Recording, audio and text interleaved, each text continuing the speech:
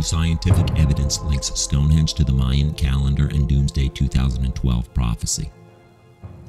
The Mayan calendar works like most clocks we use today, moving forward in time. It depicts the end of time on December 21st, 2012. Stonehenge is also a timer, but unlike the Mayan calendar, it works in the opposite direction, like an egg timer. You will soon see how these two timepieces built on opposite sides of the planet coincide and terminate at an exact point in time, depicting the end.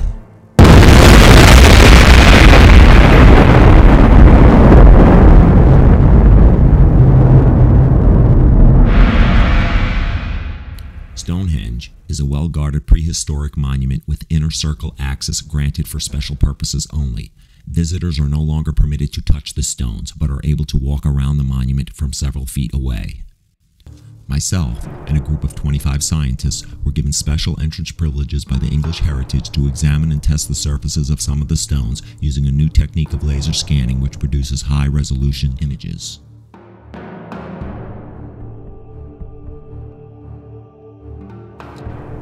There are many visible carvings on the stones that can be clearly seen with the naked eye. Even embedded bullets from World War I riddle the exterior of some of the stones. Some of these carvings were made as recent as the late 1800s, and one in particular denotes the name of one of the founders of the Freemasons. Carvings of so-called axe heads and daggers are a common sight on the stones and date as far back as 2000 BC. Most archaeologists theorize these axe heads and daggers symbolize commemoration of the dead.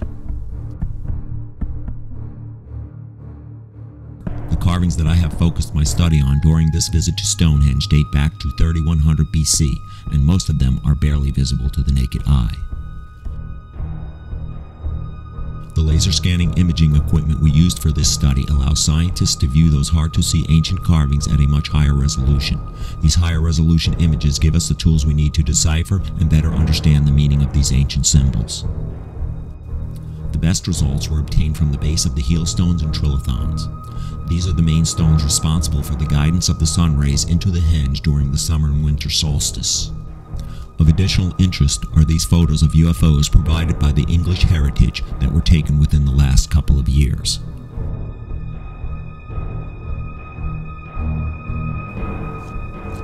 As this video circles the stones, several of the larger carvings and symbols will be highlighted with a red circle. These are not the laser findings. These are just an example of a few of the larger symbols that were carved into the stones over thousands of years. Many have questioned, why would ancient man build such a monument? How did he build it without modern equipment? Or was he actually guided by an intelligence that's purpose was to leave a sign or future guide to man's existence? A warning, perhaps? Who knows? Mankind generally used the cycle of the moon as a unit of timekeeping.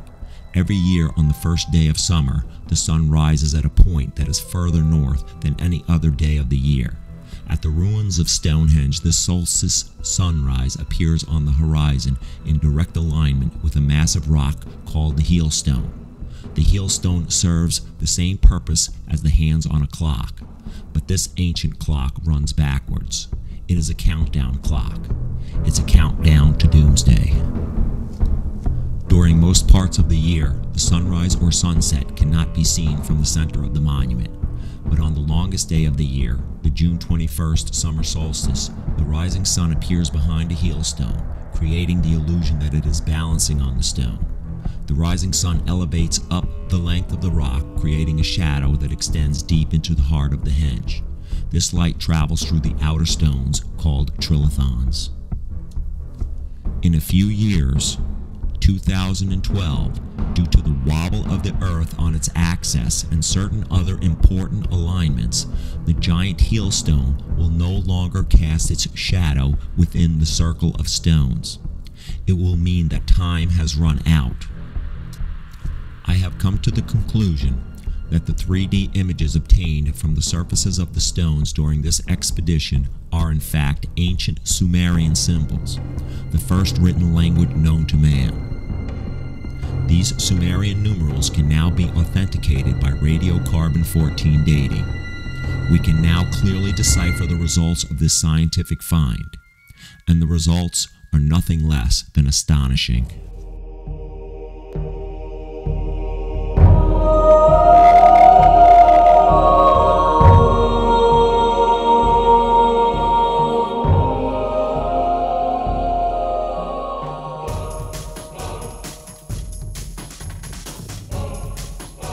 Presented here are the symbols found at the base of the heel and trilithon stones, as rendered by the 3D imaging process used to enhance the aged and worn-out carvings.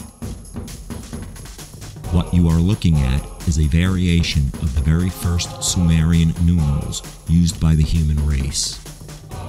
These Sumerian-based symbols represent the numbers 33 and 32 in that order.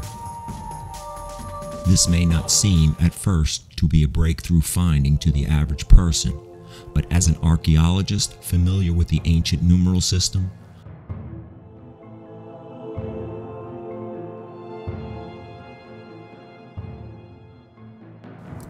in layman's terms, that means 2012 represents the year of the end of the original use of Stonehenge as a timing device. The exact date of the last winter solstice that will reflect light into Stonehenge will be December 21st, 2012. One more piece to the Doomsday puzzle has been presented with scientific-based evidence. Whether the world is doomed to come to an end or not, I do not have the answer. But one thing is for certain: something is going to happen.